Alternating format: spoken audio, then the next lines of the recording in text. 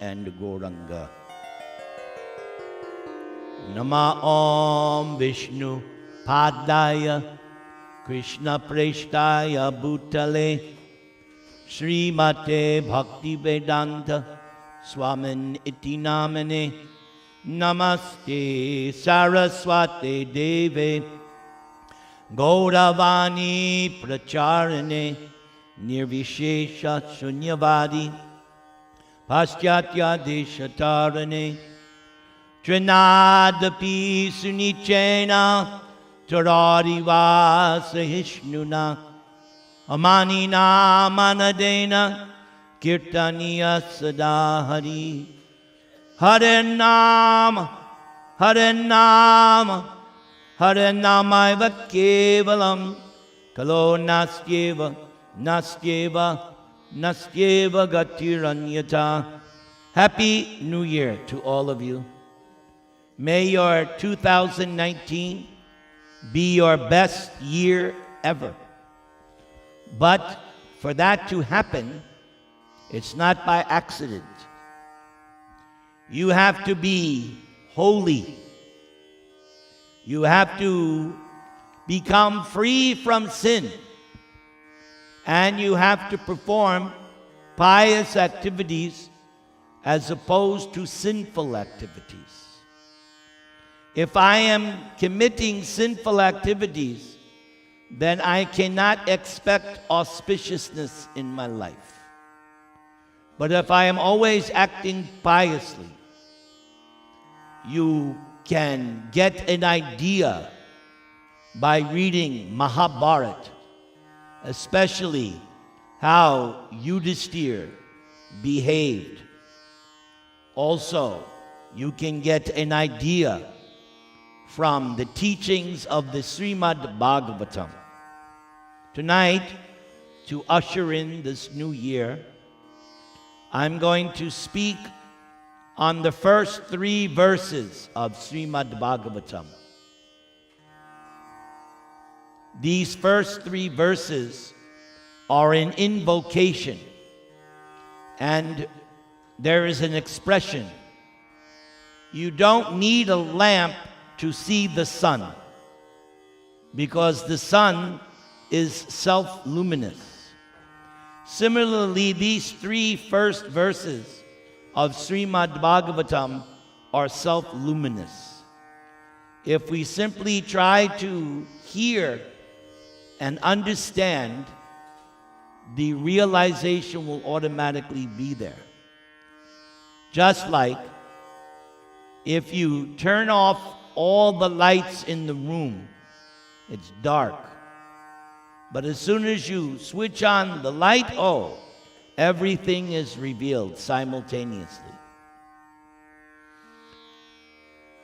Now, just to give some context, in this Srimad Bhagavatam,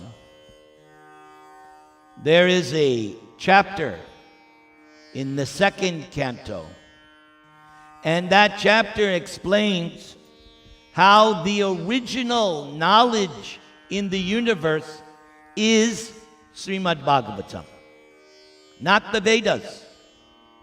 The Vedas come after. For instance, in the Christian Bible, there is this phrase, "In the beginning was the Word, and the Word was with God." That concept is right there in Srimad Bhagavatam.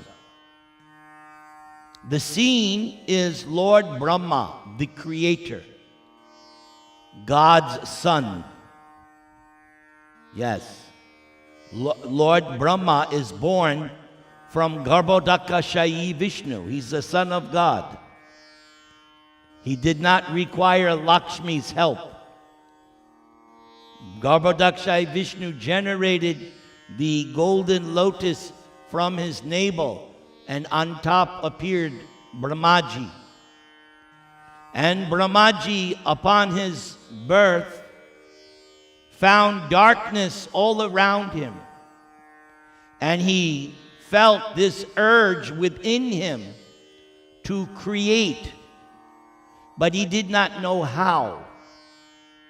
So after many years of inward meditation, and after hearing the two syllables that he heard, ta, pa, you all know the meaning of the word tapa, penance. Nothing is achieved in life without penance. So Brahma understood, oh, I must perform penance. And after so many 100 years, Lord Narayan, everybody say, Narayan appeared to Brahma and shook his hands. He said, well done, Brahma, well done. And Brahma asked the Lord, my Lord, please instruct me how to create this universe. But instruct me in such a way that I do not become overcome by pride. Because there's another expression. Pride comes before the fall. So Lord Narayan said, yes, my son, I will instruct you, and I will give you 4 essential teachings. Those 4 essential teachings are known as the Chatushloki of Srimad Bhagavatam.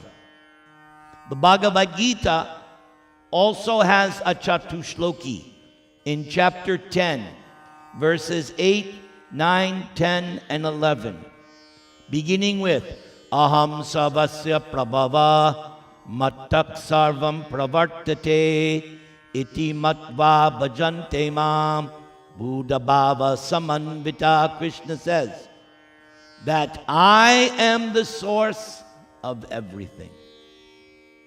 So Bhagavad Gita has a Chatushloki, Srimad Bhagavatam has a Chatushloki, and with those 4 verses, Brahma was able to engineer the creation of the universe.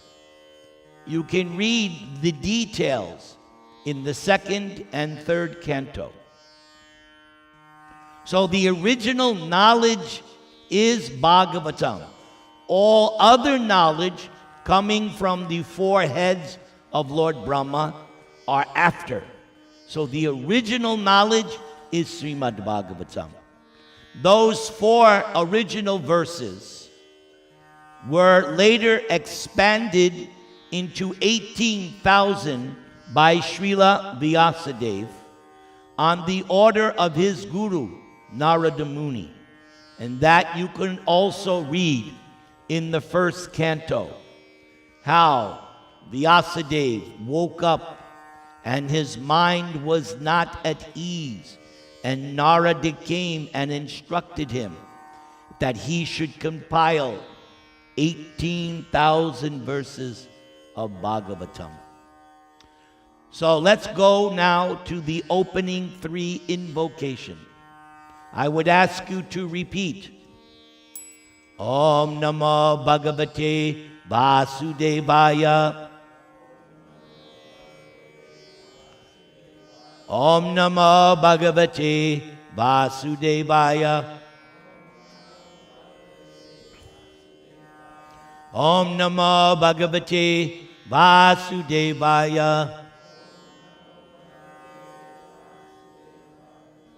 So the first line, actually the first line is this 12-syllable mantra that we just chanted. That's the first line. But then we come Janmadyasya Yato Anvayad. Same thing Vyasadeva puts in his Vedanta Sutra. And this is significant. Before writing this Srimad Bhagavatam, because this was his final masterpiece, Vyasadeva had taken the one Veda, edited into 4 divisions. He compiled 108 Upanishads. He compiled the other Puranas, the Mahabharata, which you have all either read or seen on TV. and so many histories and Samhitas.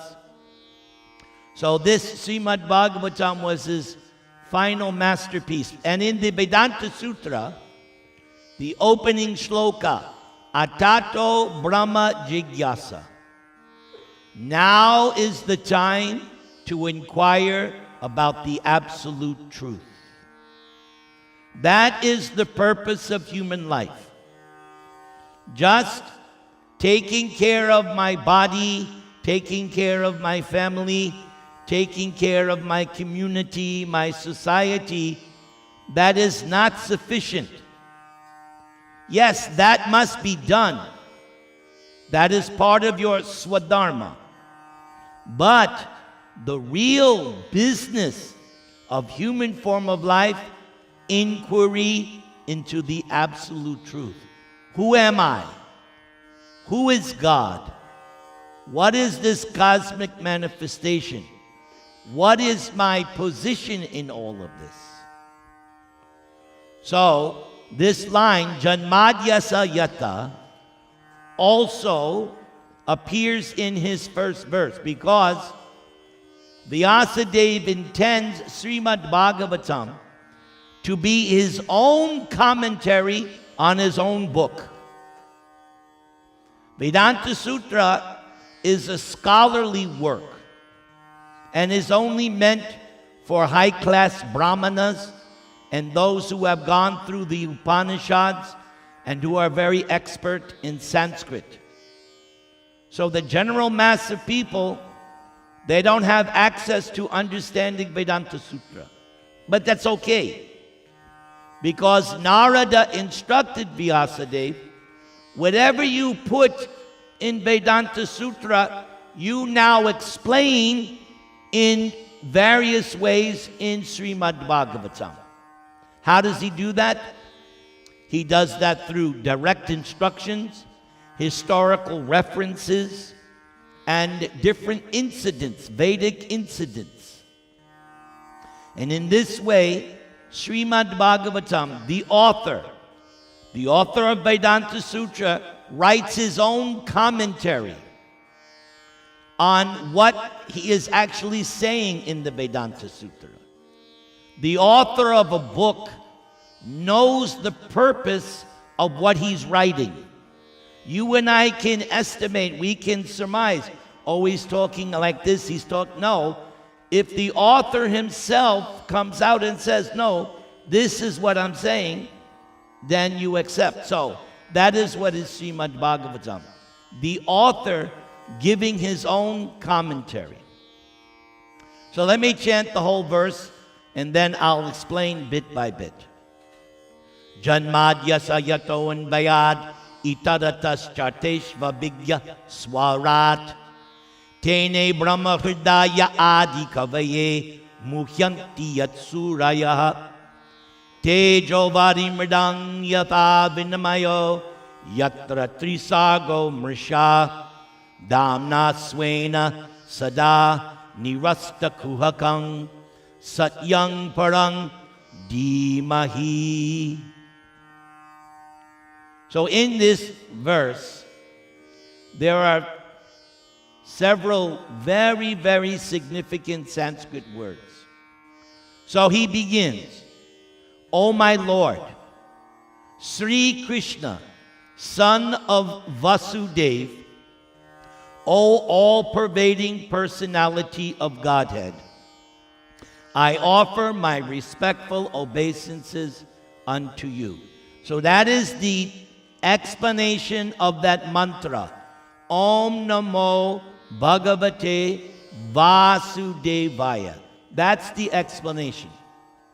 The word, the name Vasudeva, everybody say, has two meanings which Prabhupada gives. One meaning, son of the man Vasudeva. That's one meaning. But the more esoteric meaning, O all-pervading personality. That's God. He's everywhere. He's everywhere by two different ways. One way, everybody's heart.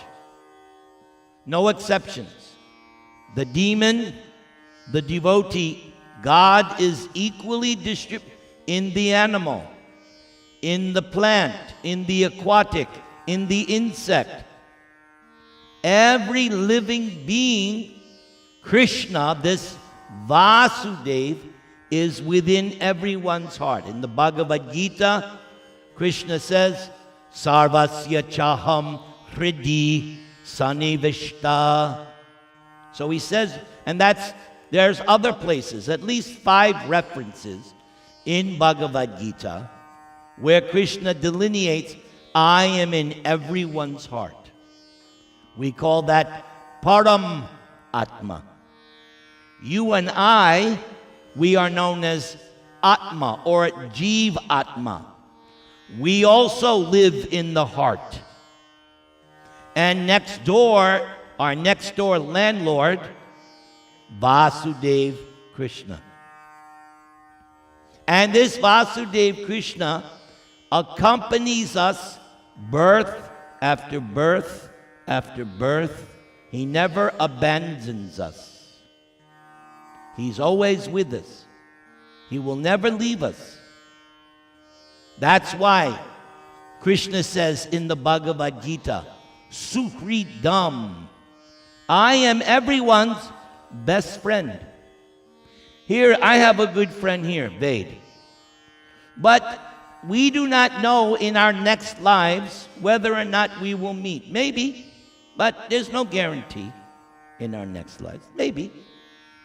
But Krishna accompanies us without fail, every birth.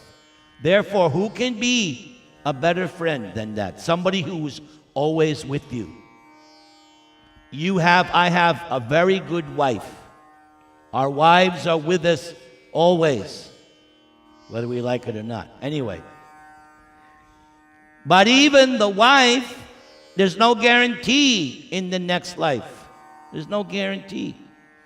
But Krishna says, I accompany you life after life. Therefore, Krishna is our dearmost friend. This is confirmed also by Prahlad Maharaj. When he's instructing his classmates, he says the same thing. He says, Suridam sarva dehinam. Different word he uses. Same, but the same meaning. So that's one way Vasudeva is all, because living beings are everywhere. Wherever you go, there's living beings. And then the other way, any energy you see, whose energy is it? Not Trump's, not China. No, the energy is Krishna's energy. This you learn from Bhagavad Gita. I quoted that first verse, Aham sarvasya prabhava mattak sarvam prabha. Krishna is saying everything comes from me. Everything means no exclusions. And elsewhere in Bhagavad Gita, in chapter 7, Krishna says, whether it's material or spiritual, it comes from me. That's why Krishna is in the center. Because the center is the center, and rightly so, everything comes from Krishna, whether it be material or spiritual. So, Vasudeva. Again, everybody say. So this is how to understand all pervasive. Whatever, it's like I've given the example many times. Here's my good friend. If I come to his house and I say, oh, I want that, he'll think, what happened to him? It's your property. Or if I go to your house and I start taking your wife will think, what happened to him? He's gone crazy. Because it's your property. So in the same way, a spiritual person looks at the whole universe and sees nothing belongs to me. Everything belongs to Vasudeva. Okay, so that's the first. So Om Namo Bhagavate Vasudevaya. Since God is all-pervading, and he's known as the son of Vasudeva. Vyasadeva is offering his obeisances. Same thing Krishna says twice in Bhagavad Gita, Mam Namaskuru. Just like all of you, when you come to the temple, you offer your respects, obeisances. Either you go like this, or you go down on the ground, or you ring the bell, or you have to offer some respects to the deities. So Vyasadeva says, I offer my respect unto you. Then he says, I meditate upon Lord Sri Krishna, because the last word in the verse, Dhimahi, that word Dhimahi means to meditate on. This word Dhimahi means that this shloka is a Gayatri mantra. There are many, many Gayatri mantras. Maybe some of you know the Gayatri Pariwal, right? So they have so many Gayatris. Right. So this word Dhimahi, Vyasadeva is saying, I am meditating upon Lord Sri Krishna. Why? He gives a reason. Because he is the absolute truth. Now this term, absolute truth, means it was true in the past, it's true now, it will be true forever. It does not change, like the stock market or the political parties. Absolute truth, and absolute truth has nothing to do with Christian, Muslim, Hindu. That's not absolute truth. Absolute truth means it's true for everybody. It's always, it's constant. So he's saying, our Krishna, don't we have Krishna here? He's saying he's absolute truth. Vyasadeva is saying.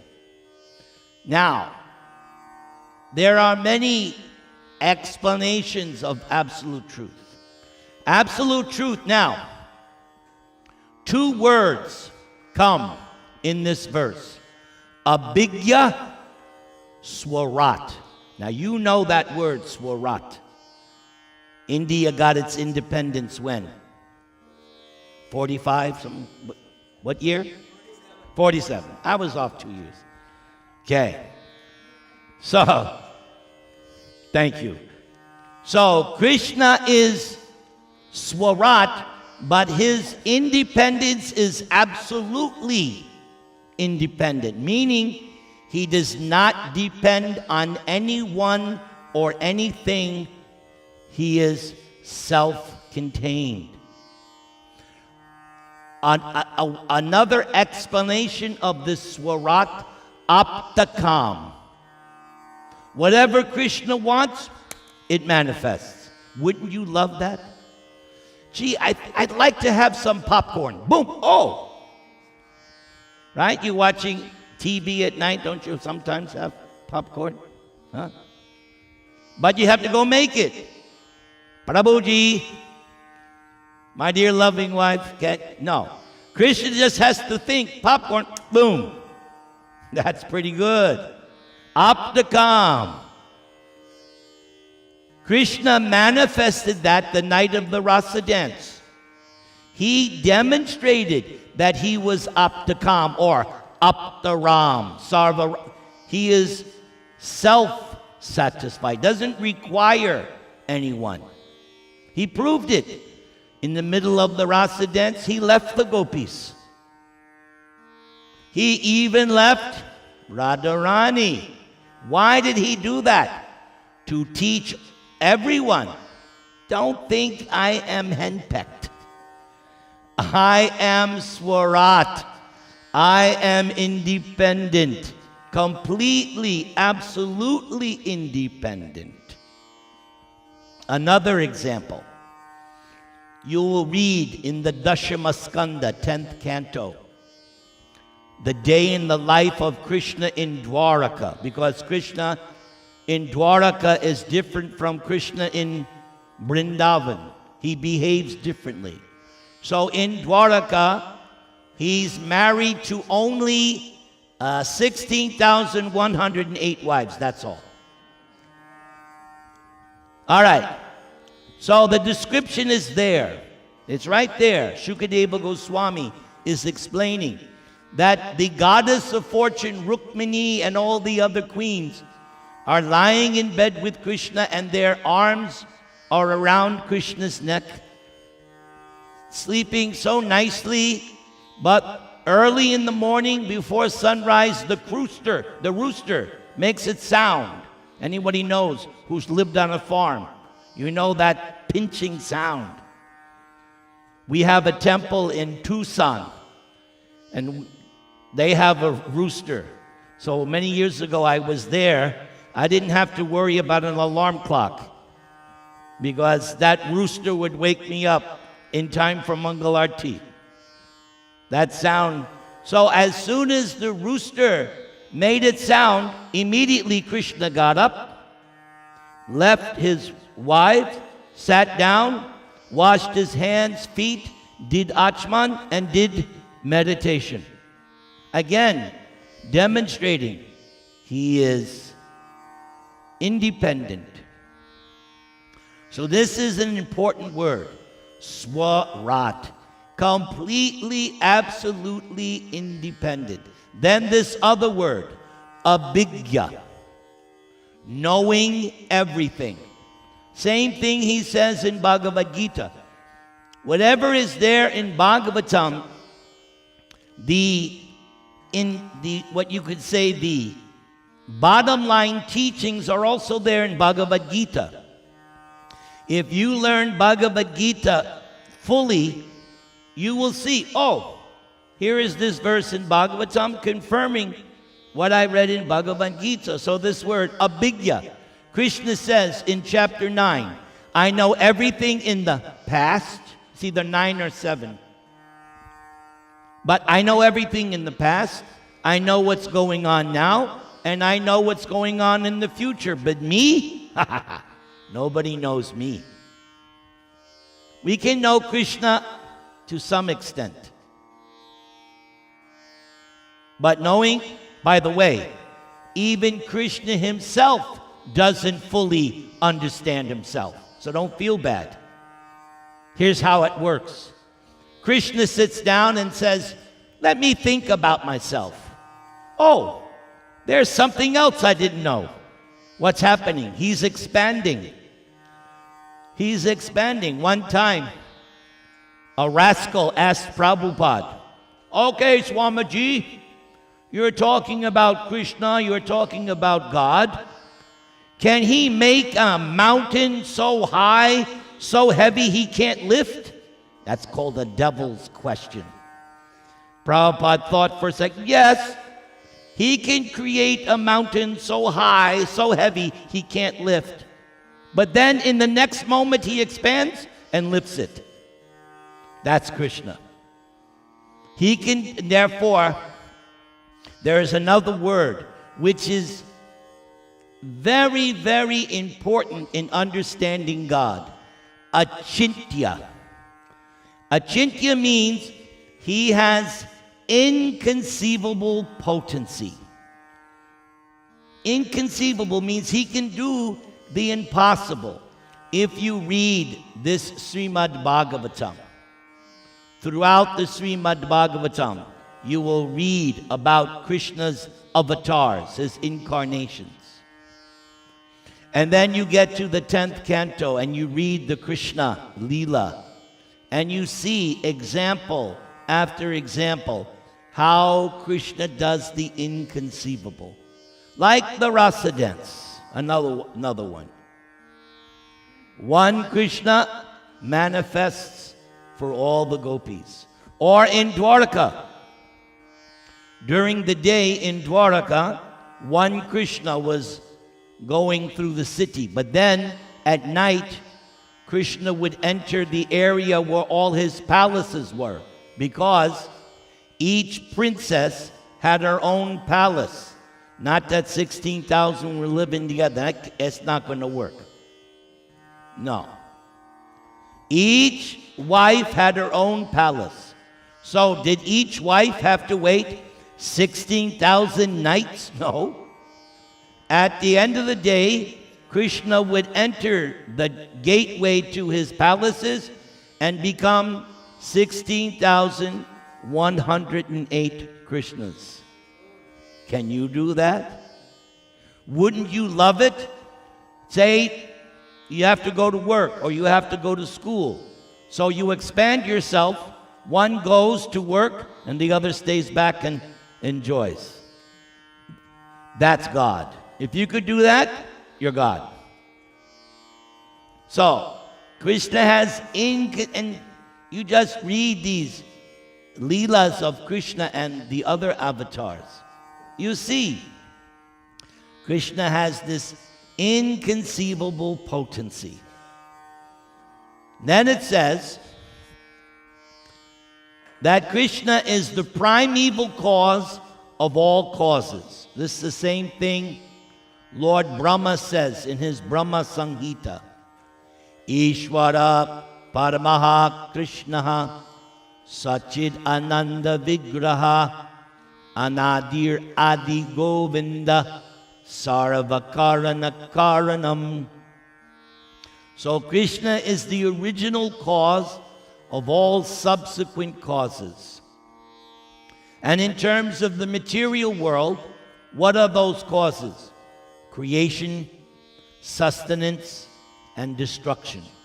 Happening cycle after cycle. Now we're in the winter season. But winter will turn to spring, then summer, then fall. That keeps looping. So in the same way, the universe is constantly being created, maintained, and